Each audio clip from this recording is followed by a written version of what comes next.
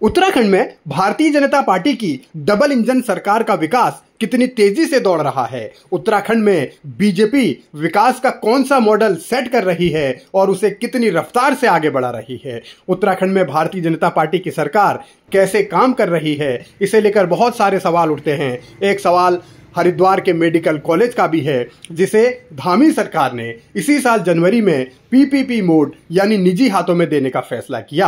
अब इसके पीछे कौन था, इसकी मंशा क्या थी, सरकार इसको लेकर आखिर इतनी गंभीर क्यों हो गई कि ये प्राइवेट हाथों में देने का फैसला लेना पड़ा। आखिर इसके पीछे सरकार का इरादा क्या है, इसे लेकर कुछ सवाल पहले भी उठे थे, सवाल अब धीरे से कुछ और उठे हैं। इन सवालों के पीछे क्या है वो भी आपको बताएंगे। लेकिन जिस तरीके से हरिद्वार के मेडिकल कॉलेज को जब दिया जा रहा था पीपीपी मोड पर, तब त्रिवेंद्र रावत का कोई बयान इस तरीके से तो सार्वजनिक नहीं हुआ, लेकिन अब कुछ ऐसा हुआ है जिससे हलचल बढ़ी है।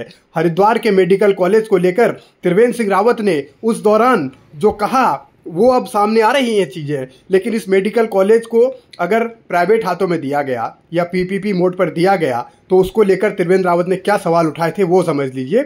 उनकी एक चिट्ठी इन दिनों वायरल हो रही है और उस चिट्ठी के जो मजमून है वो सीधे सीधे ये कहता है कि वो विरोध जता रहे हैं। उन्होंने चिट्ठी में ये लिखा है कि जो हरिद्वार का मेडिकल कॉलेज है 100 MBBS सीटों वाला, उसको अगर आप निजी हाथों में दे रहे हैं तो ये मामला गंभीर है।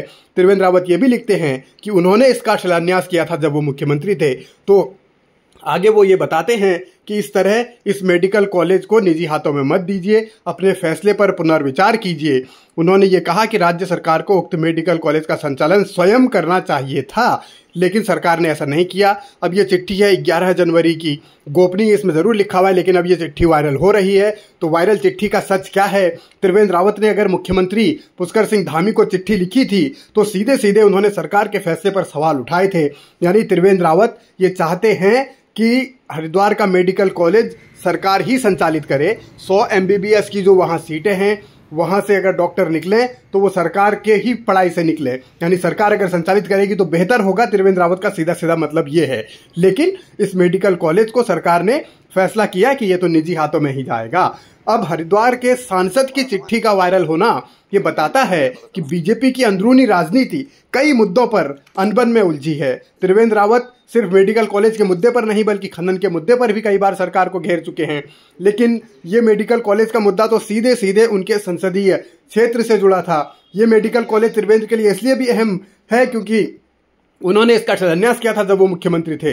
लेकिन धामी की सरकार ने फैसला ये किया कि मेडिकल कॉलेज तो भाई सरकार नहीं चलाएगी। और इसीलिए ये सवाल है कि विकास का ये कैसा मॉडल है जहां सब कुछ प्राइवेट हाथों में अगर दिया ही जाना है तो फिर सरकार अपने रुपये, अपने संसाधन क्यों खर्च करती है। इस मेडिकल कॉलेज को बनाने में जो खर्चा हुआ, जो लागत आई, आखिर वो तो जनता के टैक्स की ही आई। फिर निजी हाथों में देने का क्या मतलब है? आखिर इसके पीछे कौन बड़े चेहरे हैं, कौन बड़े किरदार हैं? ये भी सवाल होगा कि किसने ऐसा सुझाव दिया था कि निजी हाथों में देने से फायदा होगा। तो बहुत सारे पहलू हैं जिनका जवाब मिलना अभी बाकी है।